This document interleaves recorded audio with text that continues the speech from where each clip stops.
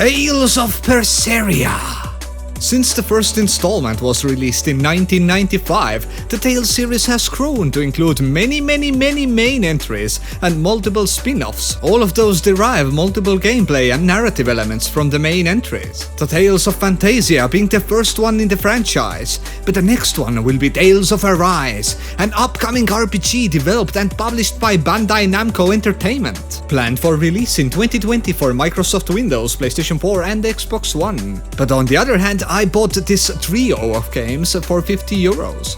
This includes 3 games, one from 2008, the other from 2015 and the last one from 2016. I have never played a single one of those games.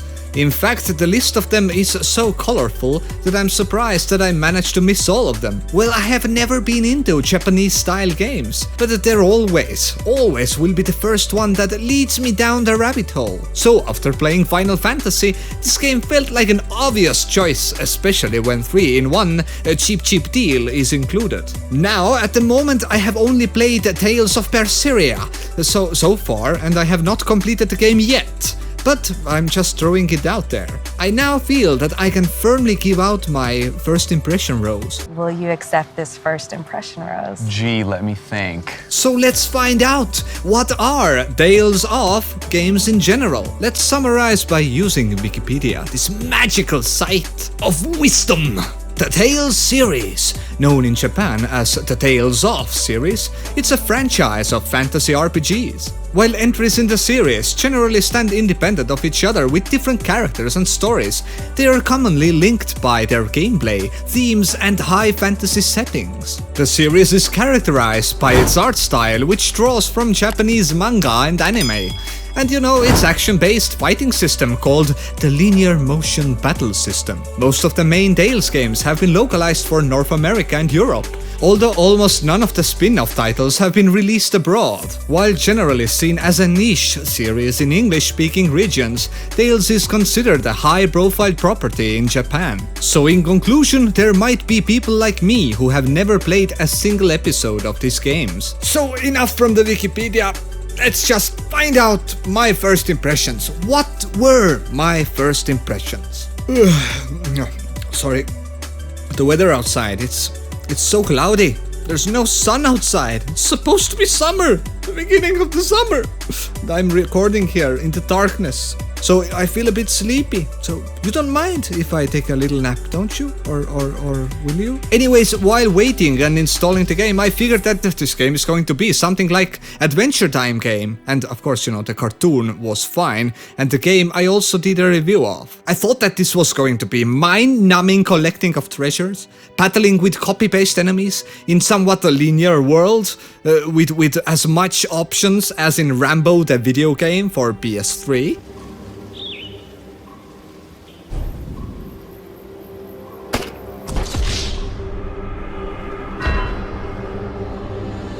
It's over, Johnny.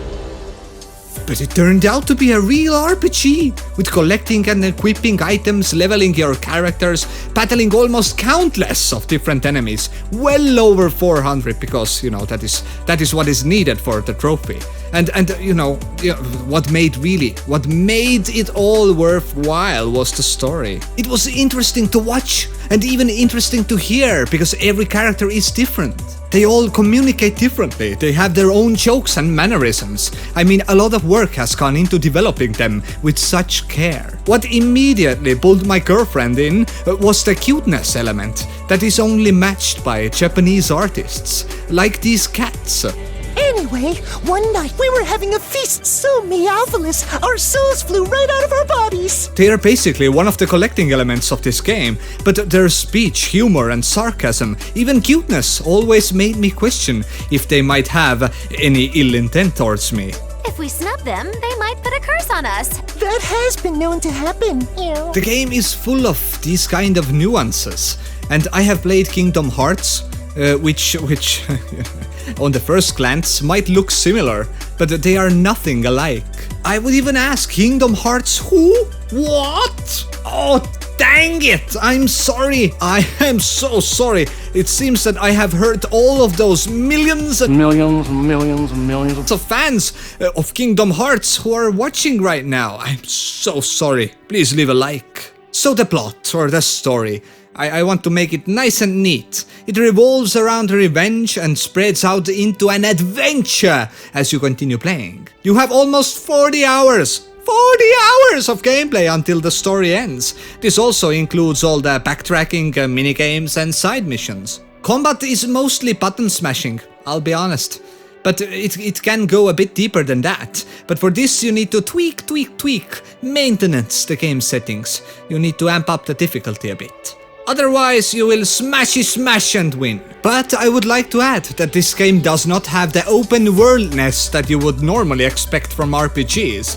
It's more of a linearic game, if that's even a word. It's more of a collection of smaller maps with teleportation-like connections. So don't go buy it thinking that it's the sequel to Witcher 3. So if you really enjoy games with emotional story and watch hentai, I mean anime, this is your game. For me it feels like a palate cleanser, you know, before June, when a pile of new titles will be released. And, you know, I'm eager for Command & Conquer remaster with Frank Lepaki and delicious! And not so much waiting for The Last of Us. I haven't completed the game yet, as I mentioned before, but if I had to give out a score for this game, it would probably be 6.5 out of 10 or something.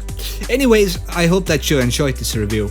If you did, hit that like, smash that bell, and if you dare, subscribe as well. I'm SillyLlamaz, and thanks for watching.